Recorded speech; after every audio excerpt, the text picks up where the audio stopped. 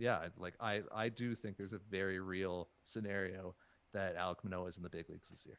Hey, this is Arden Zwelling from Sportsnet, and you are listening to The Walk Off with Scott and Adam. So let's talk patience here for a second.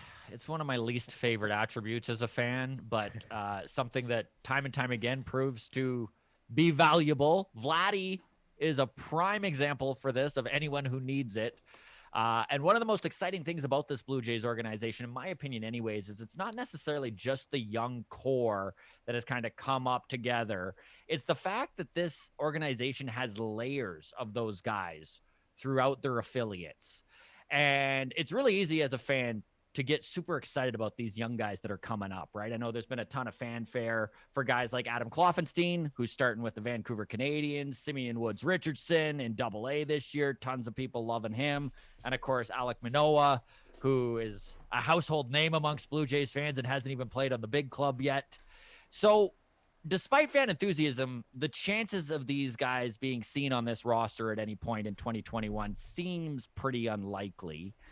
Where are you on when we might see those three guys? And why is it so important to not rush a guy like Alek Manoah, whose professional pitching experience is very limited? Well, so the Manoa placement at AAA was interesting to Mm-hmm. me, because it's not like you've given him any room to advance a level in the minors if things are going really, really well.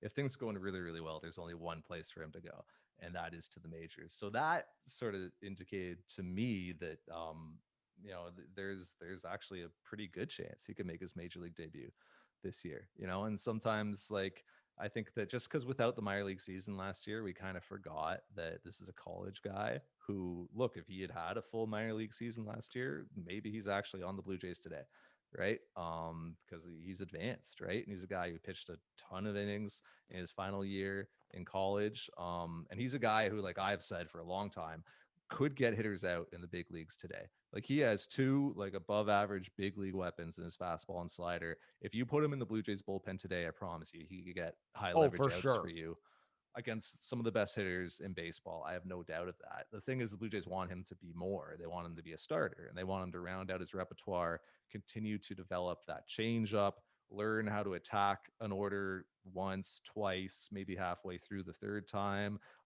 They want to learn him to learn how to like get up and down 5 and 6 times in an outing, right? So as useful as Alek Manoah could be as a reliever today, he'll be really useful if he's a very good starter tomorrow and into the future. So that kind of gets back to the patience things that you're talking about. So it's always this push pull, right, with development and winning. And Yeah. I think right now with Alek Manoah, you prioritize the development.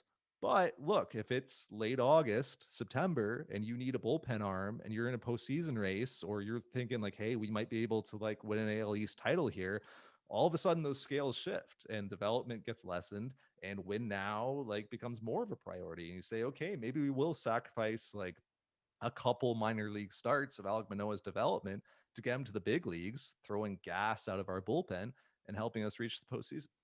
Do you think that's the most likely scenario in which we see Alek Manoah as maybe a late August, September call up in the bullpen? I, Do you see him starting for this team at all in 2021?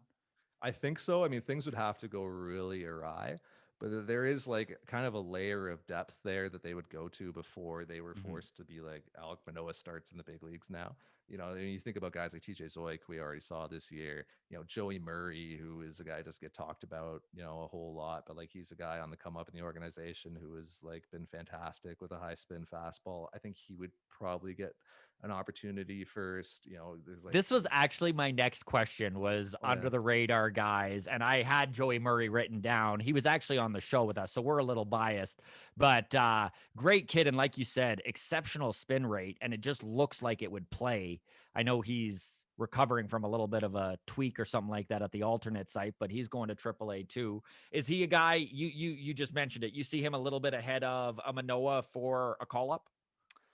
If the Blue Jays needed a starter next month, I mean, like Murray just has more of a minor league track record. Yeah. And I think the Blue Jays really want Alek Manoah just to get some minor league innings, just to get some experience as a Mm-hmm. starter. So if it's early in the season, like I still think like the development of Alek Manoah is going to very much be prioritized. But I don't know where the threshold is. If it's like the All Star break, if it's August 1st or whatever. But there will be a time where things turn a little bit, and depending on where the Blue Jays are in the standings and what their needs are at the big league level, you could see some guys like coming up to the big leagues who you wouldn't have necessarily expected. Is there any under the radar prospects that don't have the same sort of fanfare as Austin Martin or Jordan Groshans, but could be contributing members to this team in a year or two that stand out in your mind? Yeah, you mentioned Joey Murray, and Yeah. he's a name that comes up a lot. And you guys talk to him obviously, so you kind of learn just how bright he is, right? How Oh, keen. yeah. And he's a guy who like really dives into kind of the data and the developmental side of things. Like the Blue Jays, like development folks like him a lot, just because he's very open minded. He's Yeah. very willing to try different things, and he's going to do everything he can to maximize what he does as an athlete. And like, he's not a guy who rolls out of bed throwing 98, right? He kind of has That to. was one thing that stood out to me when we talked to him was how excited he was that he had ramped up his fastball to 93, 94. Because he was saying, he's like, I was getting outs in 2019 with 89. And he's like, it's been Yeah. such a weapon to add that extra 4 miles an hour. And just to see how his brain processed it, right? Where he was like, now that I got a little bit more juice, he was talking about now he can get guys out in the up in the zone more. He's like, so now I've started pitching way more up in the zone, and with the spin rate and it looking like his spin rate just makes it such a deadly weapon to watch. Like I'm excited about Joey Murray too. I guess I'm rambling here, but No, he led the organization in strikeouts a couple years ago, throwing an 89-mile-an-hour fastball yeah, it's crazy. more than 70% of the time. Like he threw it all. It's not like he has a great breaking ball, but it's not Yeah. like he was, relying on it, an overwhelming amount. He was actually just throwing fastballs all the time. And because of that spin rate, the ball, like no ball actually rises. Like that's just not how Mm-hmm. gravity works, but the ball appears and is perceived by the hitter to drop less, right? So hitters are used to kind of swinging under a ball, right? Because you think about a pitcher from the mound, it's kind of coming on that downward plane at you. So you kind of like swing under the release point of it. But with all that spin, it fights gravity just enough, like just a little bit more, that it doesn't drop as much as a hitter thinks it would. And that's why Joey Murray gets like all the like swing and miss under Mm-hmm. his stuff, because it's, hitters just aren't accustomed to a ball behaving in that way. And look, that's the sort of thing that big league hitters will probably figure out at a certain point. He's going to have to, Oh, there'll be adjustments for sure. rely more on secondary stuff, right? And he's going to have to find different ways to kind of set that pitch up. I don't know if he can keep throwing it as much as he did in that year in the minors and have success at the highest level.